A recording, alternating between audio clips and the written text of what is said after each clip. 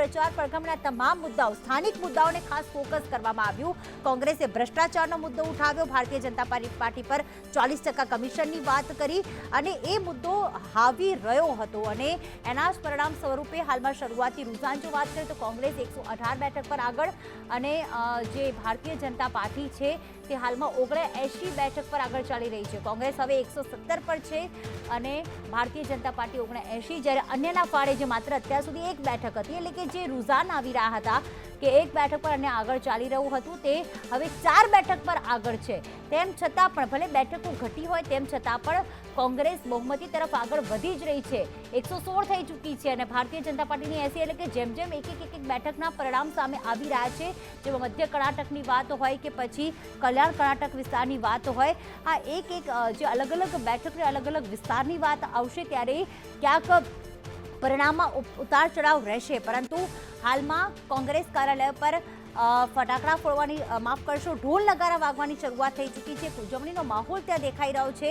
જ્યારે દિલ્હીથી અમે જ્યારે માહિતી મેળવી હતી ભારતીય જનતા પાર્ટીના કાર્યાલય પરથી કે હેડક્વાર્ટર ખાતે કે ત્યાં કેવો માહોલ છે, ત્યારે ભારતીય જનતા પાર્ટીના પ્રવક્તા ત્યાં હાજર ન હતા.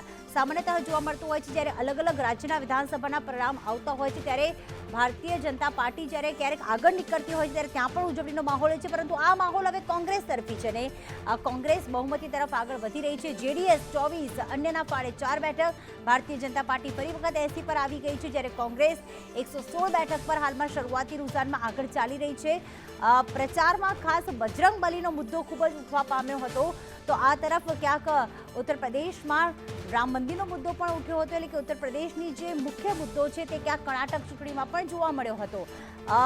હાલમાં જે ઉજવણીનો માહોલ છે, જે પ્રચાર કરવામાં આવ્યું, ક્યાંક મંદિરમાં પણ હાલમાં દર્શન કરવામાં આવી રહ્યા છે, પોતાના પક્ષની જીત થાય તેવી પ્રાર્થના કરવામાં આવી રહી છે. પરંતુ આ તરફ કોંગ્રેસે તેના તમામ ધારાસભ્યોને બેંગલુરુ બોલાવી દીધા છે અને એક વિશ્વાસ વ્યક્ત કર્યો છે કે સ્પષ્ટ બહુમતી મળશે અને સાથે કોંગ્રેસે એ પણ નિવેદન આપ્યું છે કે સમગ્ર દેશભરમાં કોંગ્રેસ માટે આજે ઉજવણીનો માહોલ છે. કોંગ્રેસ એકલા હાથે જ સરકાર બનાવશે.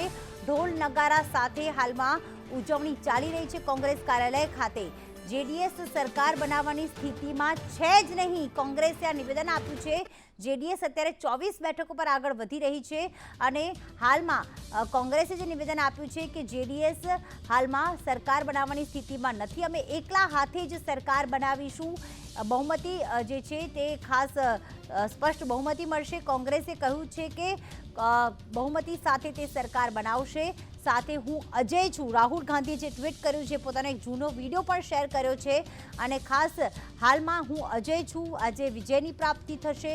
કોંગ્રેસને એ પણ ખાસ જણાવ્યું છે અને 116 બેઠકો સાથે જે કર્ણાટકની જનતાએ જનાદેશ આપ્યો છે, 116 બેઠકો સાથે હાલમાં કોંગ્રેસ આગળ વધી રહી છે અને કોંગ્રેસે પોતાના તમામ ધારાસભ્યોને બેંગલુરુ બોલાવી દીધા છે. હાલમાં આપને બતાવી રહ્યા છીએ કે જે રૂઝાન છે, શરૂઆતી રૂઝાન 224 બેઠકના રૂઝાન આગળ આવી ચૂક્યા છે. ભારતીય જનતા પાર્ટી 80, સાથે કોંગ્રેસ જે છે 116, જ્યારે જેડીએસના ફાળે 24, જે અન્યના ફાળે 4 બેઠકો ગઈ છે. આ પરિણામમાં ક્યાંક ઉપર નીચે આવી રહ્યું છે, પરંતુ જે રૂઝાન બતાવી રહ્યા છે કે કોંગ્રેસ અત્યારે આગળ વધી રહી છે. ચર્ચાને આગળ વધારીએ. ક્યાંક રાહુલ ગાંધીની રેલીઓ હોય, પ્રિયંકા ગાંધીની જનસભા હોય કે સોનિયા ગાંધી પણ મેદાનમાં ઉતર્યા હતા, ત્યારે અતુલભાઈ એનો ફાયદો થતો કોંગ્રેસને દેખાઈ રહ્યો છે. 100% અત્યારે જે રિઝલ્ટ આપણે જોઈ રહ્યા છીએ 116 બતાવે છે. હું 120 તો હું કેટલાય દિવસથી કહેતો હતો 120 ઉપર જશે, પણ જે મહેનત છે ને ટીમ બળના લીધે, આ કોઈ હું એક વ્યક્તિના લીધે જ આ બધું થઈ રહ્યું એવું નથી માનતો.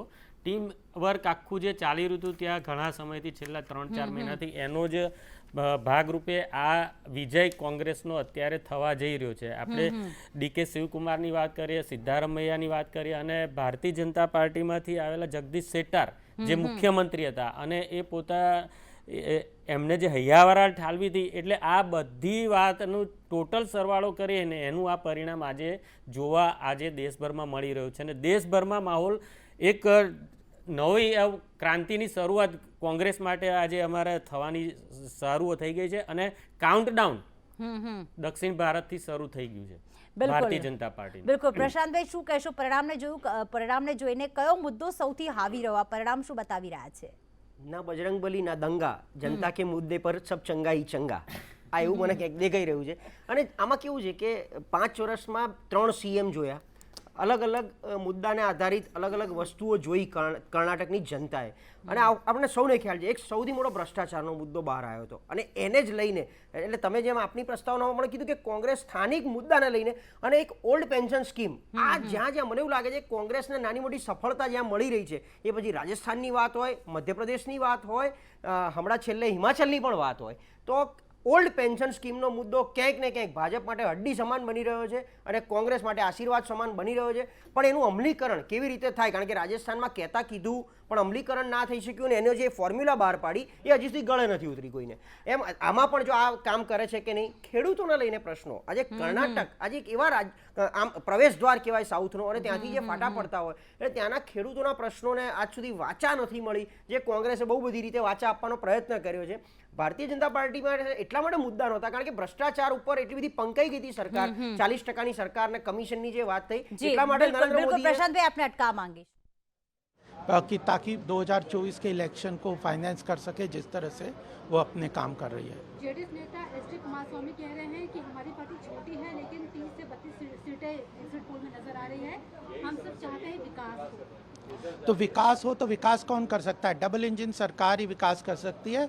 और जब प्रदेश सरकारें केंद्र सरकार के साथ मिलकर काम करेगी तो जन कल्याणकारी योजनाओं का पेनिट्रेशन जिस तरह कर्नाटक में है, प्रधानमंत्री किसान सम्मान निधि का पेनिट्रेशन कर्नाटक में 94% है और वही केरला में 56% है. तो यह जो डबल इंजन सरकार का जो नारा है हमारा, वो जनता समझती है और उसी के अनुसार वोट करेगी, हमें पूरा विश्वास है. पूर्व मुख्यमंत्री सिद्धार्थ मैया के बेटे जतेंद्र सिद्धार्थ मैया कह रहे हैं कि कांग्रेस पूर्ण बहुमत के साथ कर्नाटक में सरकार बनाएगी, विश्वास है. ये जंप द गन वाली बात है, अभी पता चल जाएगा जब रिजल्ट आएगा. कांग्रेस को उनके नेताओं का आपस में जो झगड़ा है वही पूरा नहीं निपटने वाला. जयराम रमेश ये भी कह रहे हैं कि इस बार हम जेडीएस के साथ कोलैब अलायंस के लिए जो है वो नहीं देख रहे हैं. अभी तो रिजल्ट आया नहीं है और उनकी आपस में सीट कुर्सी को लेके खींचतान शुरू हो गई. अभी रिजल्ट आने दीजिए, भारतीय जनता पार्टी की वहाँ सरकार बनेगी. आखिरी सवाल है, चैलेंज लग रहा है क्योंकि बजरंग दल वाला कार्ड भी ये कांग्रेस ने किया था, पोलराइजेशन का काम है, माइनॉरिटी को कंसोलिडेट करने का उन्होंने प्रयास किया है और वह उनका बेसिक एजेंडा है कि डिवाइड एंड रूल की पॉलिसी अपना. ट्रिपल इंजन की सरकार भी बनाकर जनता हमें पूर्ण बहुमत देगी और देखेगा, हर जगह होगा, परिणाम अच्छे आएंगे. इसके साथ ही एटलीस्ट तो जैसे कहा जाता ना कि जैसे जिसके समय में होता रहा है, जैसे लोगों ने पिछले सरकारों में किस तरीके से जनता के साथ धोखा किया, किस तरीके से, तो उनको लगता है कि ऐसे हमारे समय में जो होता रहा ऐसे इस समय भी होता रहा. चुनाव आयोग स्वतंत्र एजेंसी है और चुनाव आयोग एक उस पर विश्वास करके आगे लोग बढ़े. वही चुनाव आयोग हैं जिनकी 4 बार सरकारें दी हैं, 5-5 बार. तो ऐसा नहीं कहा जाता, जब 5 बार सरकार थी तब तो नहीं कहे ट्वीट करके इस तरीके का होना चाहिए. हम कह रहे हैं आज के दिन में विपक्ष में है तो अब कुछ भी कह सकते हैं. और जैसे जिनके लिए जनता का मोह भंग हो चुका हो, जैसे 5-5 बार सरकार रही हो, 5 बार आप पिछड़ों के नेता न बन पाए हो, 5 बार रहे उत्तर प्रदेश को सर्वोत्तम प्रदेश बनाने के लिए हम काम न कर पाए हो और बिना.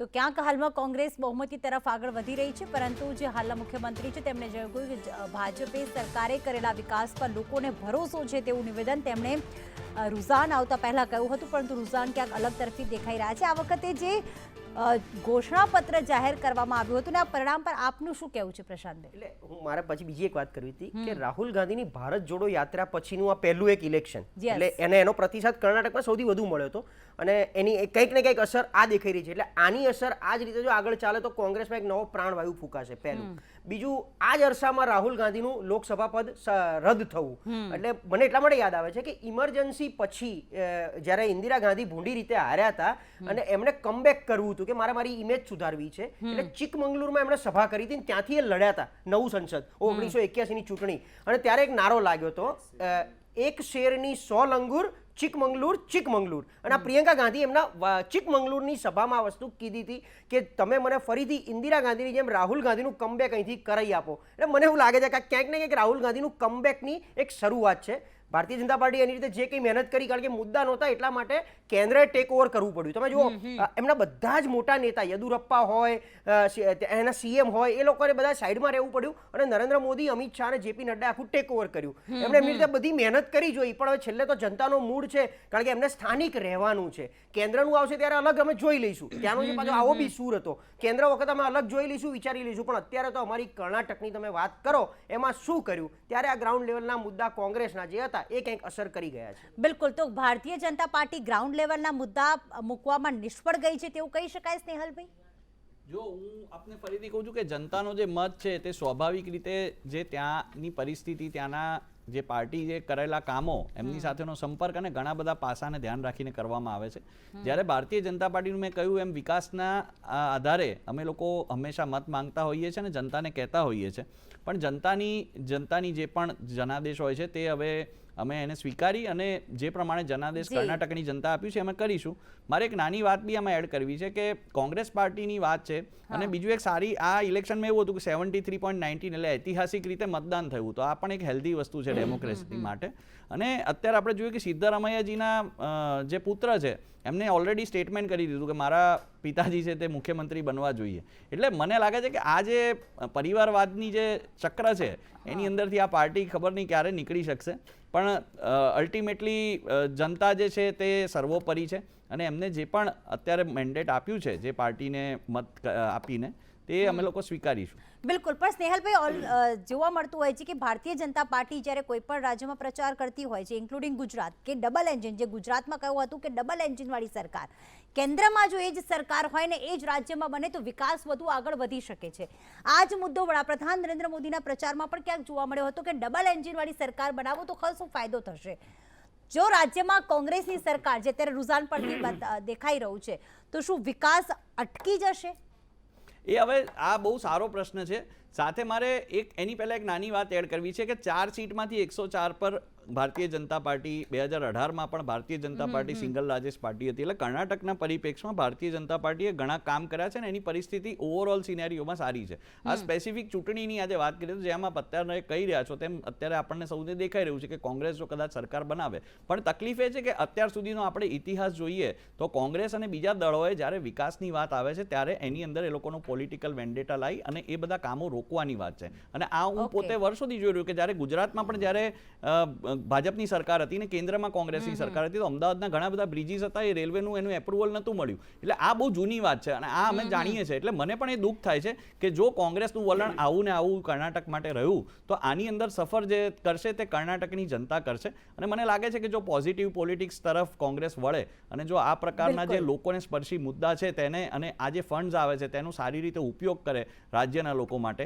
અને એની અંદર કોઈ પોલિટિકલ વેન્ડેટા ના રાખે તો કદાચ કર્ણાટકની જનતાનું ભલું થશે. ભ્રષ્ટાચારનો આરોપ તો આ ચૂંટણીમાં ભારતીય જનતા પાર્ટી પર લગાવ્યો હતો કોંગ્રેસે. જી 40%. ના એ તો એક કાગળના બેઝ પર હતો બેન કે જે એક આરોપી વ્યક્તિ એ ભાઈ જેલમાં જઈને આવ્યો. જો કાગળના બેઝ ઉપર તો કદાચ પરિણામ અલગ હોત જો માત્ર કાગળ પર હોત તો. આવ્યો હતો એ વ્યક્તિ. અરે તમે એને ભારત ના કાઢો યાર, તમે જેલમાં જઈને આવ્યો ને પાછો ભારત ના નીકળવા દો જો સાચું ના હોય તો. નું કામ છે, ન્યાયાલયનું કામ છે અતુલભાઈ. ના ના એવું નહીં, જો તમે એવું જ કહો તો અમિતભાઈ ની વાત કરો. તમે હાઈપર એક્સાઇટ થઈ ગયા લાગો ના, હું excite નથી થતો. તમે હાઈપર થઈ ગયા. હાઈપર એક્સાઇટ ક્યારેય થતો નથી. મારી વાત સાંભળો. હાઈપર એક્સાઇટ તમે લોકો થાઓ છો. તમે લોકો એવું કહે કે ડબલ એન્જિન ની સરકાર, ઉપર અમારી સરકાર હશે ને તો જ નીચે કામ થશે.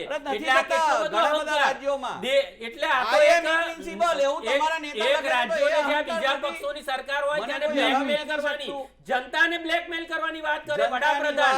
શરમ આનાથી મોટી ઐતિહાસિક કોણે વાત કરી ભાઈ? શરમનાક વાત નહીં. તમારા વડાપ્રધાન ડબલ એન્જિન ની સરકાર લાવો કે વિકાસ થશે. ખોટું ક્યાં કીધું છે? તમારા લોકોના રાજ્યોમાં અવસ્થા તો જુઓ. ડબલ એન્જિન ને તમારા ટ્રિપલ એન્જિન ની સરકાર. તમારા અહીંયા જે બ્રિજ બન્યો ને, અરે અહીંયા બ્રિજ બન્યો ને, બ્રિજ નું કૌભાંડ કેવડું મોટું, આવા કેટલા બ્રિજ તૂટી ગયા. બ્રિજ તોડવો પડે, શરમ આવી જોઈએ. 2 વર્ષથી બ્રિજ સોનિયા ગાંધી જામીન પર છે, કેટલાય કરોડોના ગોટાળામાં. અતુલભાઈ એ શરમ કરો. તમે બધા સુફિયાની વાતો કરો છો. એવી વાતો ના કરો ભાઈ. 40% કહો છો, તમે 85% માં આવો છો. આ પેપર તમે ફૂડ 85% માં આવો. જે વ્યક્તિ ગુજરાતમાં બહાર પડ્યા ને એ આજે યુવરાજે તમે જેલમાં ધકેલી દીધો અને યુવરાજસિંહે જેને નામ આપ્યા ને એમાંથી એક બે તમારા નેતા ઉપર તમે તપાસ કરી નથી. જી. આ બ્રુજભૂષણ સિંહ પર કેટલા આરોપો છે? 38. તપાસ કરો. ઓલિમ્પિક મેડલિસ્ટો મહિલાઓ આંદોલન કરી રહી છે, રેસલરો. અરે આરોપીને લઈને ક્યાં જાય છે તમારા બેન?